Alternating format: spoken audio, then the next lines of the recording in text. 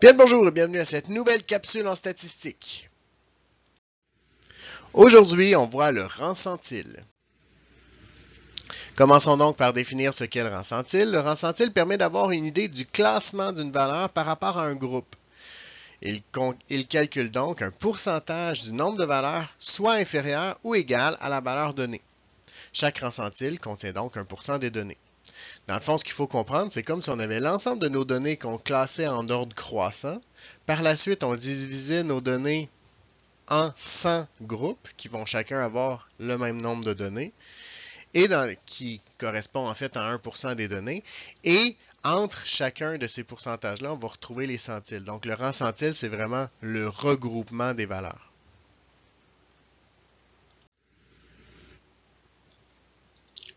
Pour le calculer, on va faire le nombre de valeurs inférieures, additionné du nombre de valeurs égales divisé par 2. Tout ça divisé par le nombre total, multiplié par 100. Quelques remarques, le rang centile est toujours arrondi à l'unité supérieure. Donc, même si j'avais 1,00000000003, ben, on arrondit ça à 2 quand même. Parce que j'ai le 3 à la fin. Donc, on arrondit ça à la hausse. On doit considérer la donnée pour laquelle on cherche le rang centile lorsqu'on calcule le nombre de données égales à la valeur recherchée. Autrement dit, si on dit par exemple Monique a tel résultat, il y a deux personnes qui sont égales à son résultat, ben, il faut considérer Monique. Donc le nombre de valeurs égales, ça va être 3 dans ce cas-là. Finalement, attention, donnez compte du contexte. Par exemple, au golf, ceux qui ont un résultat inférieur au mien, c'est ceux qui ont fait moins de coups que moi.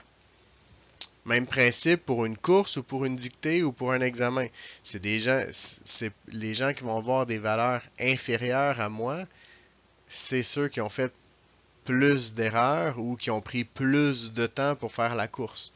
Donc, faites attention pour le nombre de données inférieures que ça tienne compte du contexte. Donnons-nous maintenant un exemple pour digérer tout ça. Donc ici, on nous dit, une multinationale décide de faire passer des tests de rendement à ses administrateurs. Chaque administrateur se voit donner une cote allant de 1 à 20 selon un barème établi par la compagnie. Quel est le rang centile de Jean qui a obtenu un résultat de 12? Première chose à considérer, c'est quel type de tableau ici. Vous remarquez que j'ai un tableau par effectif. En ayant un tableau par effectif, le résultat, je l'ai à gauche et l'effectif à droite. Donc, je vais aller chercher mon résultat de 12, qui est ici, et j'ai donc 22 personnes qui ont obtenu un résultat de 12, dont Jean. Hein? Donc, ici, on n'a pas dit il y a 22 autres personnes. Donc, Jean fait partie des 22 personnes. Maintenant, si je vais chercher les valeurs inférieures, je remarque que c'est tous ceux qui vont avoir eu moins que 12. Donc, les valeurs qu'on voit ici illustrées en rouge. Si on fait la somme pour en trouver le nombre, ça va donc donner 124 personnes qui ont obtenu un résultat inférieur à Jean. J'ai 22 personnes qui ont obtenu le résultat 12 et j'ai 190 personnes au total.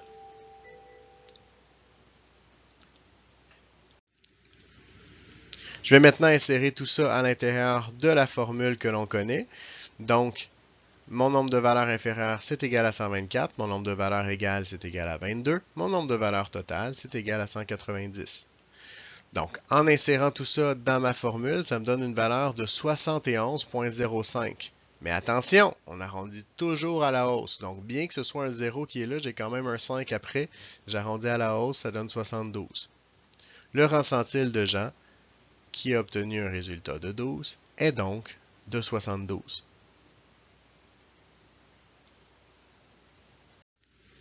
C'est ce qui met fin à cette capsule. J'espère qu'elle vous a plu. Vous êtes maintenant les experts. À vous de surpasser le maître.